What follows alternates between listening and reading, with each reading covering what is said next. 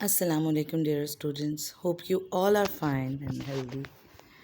Today we are going to start our lecture number 5 of chapter number 4, that is numericals with explanation. Okay, now let's start 4.1 numerical.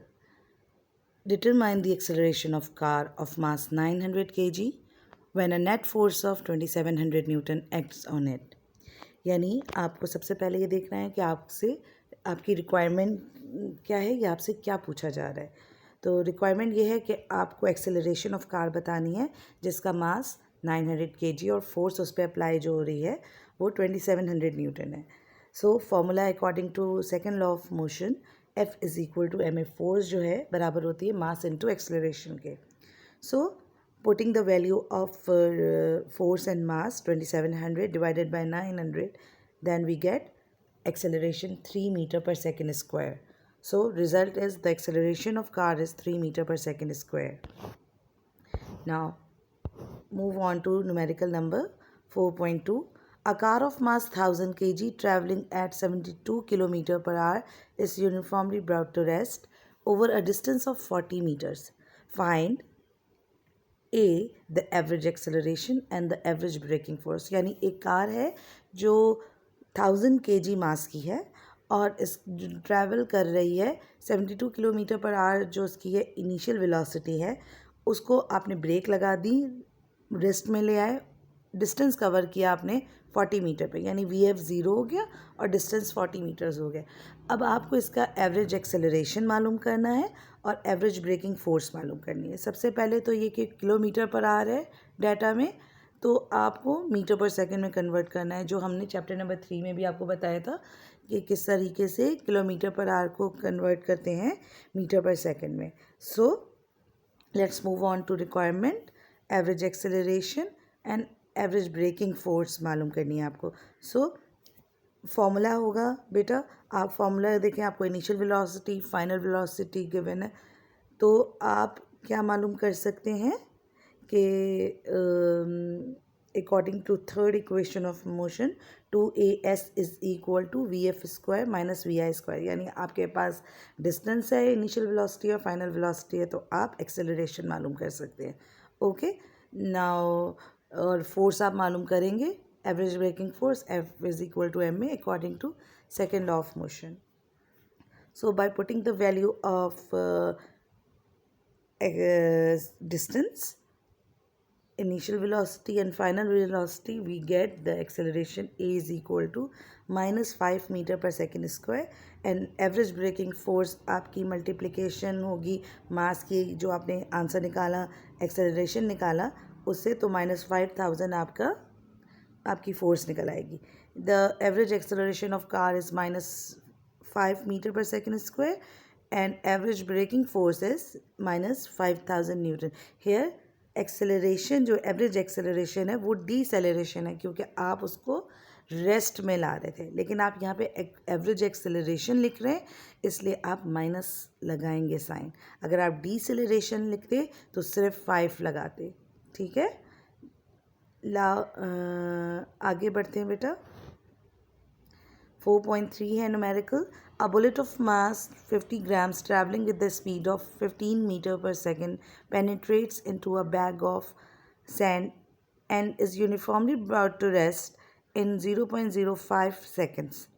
Find A. How far the bullet penetrates into the bag of sand. कितनी दूर तक वो bullet penetrate करती है bag के अंदर, और the average braking braking नहीं, एवरेज फोर्स हमें मालूम करनी exerted by the sand. Sorry. So भाई इसमें आपको बुलेट का मास दिया हुआ है 50 ग्राम्स है, कन्वर्ट करना है केजी में। छोटे से बड़े की तरफ आ रहे हैं, तो आपने क्या किया, डिवाइड किया, और 50 को डिवाइड किया किससे, 1000 से, तो आपके पास 0.05 kg मास आ गया। इनिशियल वेलोसिटी जो है आपकी 15 मीटर पर सेकेंड है और वो पेनिट्रेट कर रही है बुलेट बैग में, तो आप उसको रेस्टिंग पोजीशन पे ला रहे हैं। ठीक है, तो वी एफ क्या हो गई आपकी, 0 हो गई। टाइम 0.05 सेकेंड्स में ठीक है, तो आपको एक्सेलरेशन नहीं गिवन है, इसलिए आपको एक्सेलरेशन भी मालूम करना पड़ेगा और डिस्टेंस भी एंड द फोर्स भी. सो एक्सेलरेशन के लिए आपके पास फॉर्मूला वही है according to first equation of motion, V F is equal to V I plus A T, और आप उसको कन्वर्ट करेंगे A is equal to V F minus we I upon T में. एंड देन डिस्टेंस के लिए आप 2as is equal to we F square minus we I square लगाएंगे, और फोर्स के लिए f is equal to M A. So by putting the value of V F and V I upon T आपको मिल जाएगा acceleration a is equal to -300 metre पर second square, जो कि डीसेलरेशन ऑफ बुलेट होगा कि बुलेट जाके bag में पेनिट्रेट की, एक्सेलरेशन उसमें -300 मीटर पर सेकेंड स्क्वायर का हुआ, और डिस्टेंस जो उसने कवर किया, वैल्यूज़ आप पुट कर दें एक्सेलरेशन की और वी एफ की और वी आई की, तो आपको क्या मिल जाएगा, डिस्टेंस मिल जाएगा विच इज़ 0.375 मीटर्स, और फोर्स आपको डेफिनेटली मालूम करनी है according to second equation of motion, F is equal to second law of motion, F is equal to M A which is -15 Newton, and the result will be the bullet will penetrate in the bag of sand with 0.375 meter, and the force exerted by the sand is -15 Newton. Okay, now next 4.4 numerical number. Force of 120 Newton acts on a stationary body. ठीक है, stationery पे गौर कीजिएगा. For 4 second and the body acquires a velocity of 36 meter पर second. Calculate the mass of the body. हमें mass calculate करना है. तो फोर्स हो रही है बेटा 120 newton. Initial velocity, stationary body है, सो इनिशियल वेलोसिटी क्या हो जाएगी, 0 हो जाएगी. फाइनल वेलोसिटी जो है 36 मीटर पर सेकेंड है, और टाइम आपको दिया हुआ है 4 seconds. Now requirement is mass is equal, mass आपको मालूम करना है, और फोर्स के लिए पहले आपको मालूम करना पड़ेगा एक्सेलरेशन, इसमें गिवन नहीं है. तो आप वही फर्स्ट इक्वेशन ऑफ मोशन के ज़रिए a is equal to V F minus we I upon t, और according to second law of motion F is equal to M a से आप ये सवाल सॉल्व कर सकते हैं with the help of these formulas. Solution में आपने वैल्यूज़ पुट कर दी वी एफ की और वी आई की और टी की, then you get the acceleration is equal to 9 metre पर सेकेंड स्क्वायर. और मास के लिए आपने क्या किया कि यहाँ पे m लिखना था, m is equal to f अपॉन a. m is equal to, तो फोर्स नहीं, आपको मास मालूम करना है. तो यहाँ पे फोर्स आप नहीं लिखेंगे, बल्कि लिखेंगे mass is equal to 13.3 kg. The mass of the body is 13.3 kg. Okay, यहाँ पे f ओमिट करके आपको m लिखना है. f ओमिट करके क्या लिखना है, m. Okay, now 4.5 numerical number. A gun of mass 20 kg fires a bullet. एक गन है आपके पास जिसका मास 20 kg है, और आपने फायर किया बुलेट ऑफ मास 50 ग्राम्स, और बुलेट का मास है 50 grams with the velocity of 200 metre पर सेकेंड, और जिसकी वेलोसिटी 200 मीटर पर सेकेंड है. Calculate the velocity of recoil of gun. अब हमें रिकॉयल ऑफ गन मालूम करनी है कि गन कितनी देर बाद कितनी तेज़ी से रिकॉयल होगी. तो mass of gun is equal to m1 हमने सपोज किया, तो 20 kg है, और मास ऑफ बुलेट क्या है, m2 विच इज़ 50 ग्राम्स है. तो 50 divided by 1000 is equal to 0.05 ग्राम्स kg. kg में आपने कन्वर्ट कर दिया, 1000 से डिवाइड कर दिया ग्राम को. इनिशियल वेलोसिटी गन की डेफिनेटली वो स्टॉप है, तो वो u1 है, और विच इज़ 0 है. इनिशियल वेलोसिटी ऑफ बुलेट भी 0 है क्योंकि वो गन के अंदर है. अब आपने जब बुलेट फायर की तो फाइनल वेलोसिटी क्या हो गई, जो v2 जो हो गई वो क्या हो गई बुलेट की, वो 200 मीटर पर सेकेंड हो गई। तो आपको रिक्वायर करना है, रिक्वायर्ड आपके पास रिक्वायरमेंट ये है आपके लिए कि फ़ाइनल वेलोसिटी ऑफ गन मालूम करनी है। तो फार्मूला होता है उसके लिए m1u1 plus m2u2 is equal to m1v1 plus m2v2। Okay, now solution इसका होगा according to law of conservation of momentum. हमने formula m1u1 plus m2u2 is equal to m1v1 plus m2v2। तो 20 multiply by 0 plus 0.05 into 0 is equal to 20 v1 plus 0.05 into 200। तो आपने values को put करके आपने calculate किया और v1 इस तरह आपका निकल आएगा -0.5 मीटर पर सेकेंड। तो ये the velocity of recoil of gun is -0.5 meter per second. Okay, now next numerical is an empty truck weigh 4000 Newton। अब गौर से समझना कि एक empty truck है जिसका वेट है 4000 newton. It's engine can produce a maximum acceleration of 1 metre पर second square. और उसका मतलब जो इंजन है उस ट्रक का वो प्रोड्यूस करता है एक्सेलरेशन कितने मीटर पर सेकेंड स्क्वायर, 1 मीटर पर second square.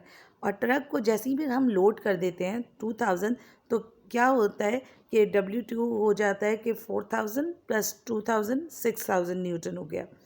So find the maximum acceleration the engine can produce. तो जब 4000 और प्लस में प्लस कर देंगे, लोड कर देंगे 2000 और वेट, तो वो तो 6000 हो गया। तो अब उसका मैक्सिमम, उस ट्रक का मैक्सिमम एक्सेलरेशन क्या होगा हमें ये मालूम करना है। तो फॉर्मूला हम यूज़ करेंगे W is equal to mg, क्योंकि हमें लोडेड ट्रक का जो है हमें वेट भी चाहिए होगा। लोडेड ट्रक का वेट है और एक्सेलरेशन मालूम करना है। तो हम अकॉर्डिंग टू फॉर्मूला हम स्टेप बाय स्टेप जाएंगे। ओके, तो हम आते हैं सोल्यूशन पे। पहले हम मास ऑफ एम्प्टी ट्रक निकालेंगे। तो W1 is equal to m1g। तो m1 हमारा किस तरह मास ऑफ द एम्प्टी ट्रक जो निकलेगा वो W1 को g से डिवाइड कर देंगे तो 400 kg निकल आएगा। अब हमें निकालना है कि भाई फोर्स कितनी एम्प्टी ट्रक पे थी। भाई हमें तो सिर्फ और सिर्फ एक्सेलरेशन और वेट ही पता था ना, तो हमें फोर्स भी निकालनी होगी। तो फोर्स किस तरह है मालूम होगी कि हमने m1 निकाल लिया, तो m1 multiply by acceleration, acceleration 1 था एम्प्टी ट्रक का, so 400 multiply by 1 is equal to force on empty truck is 400 Newton.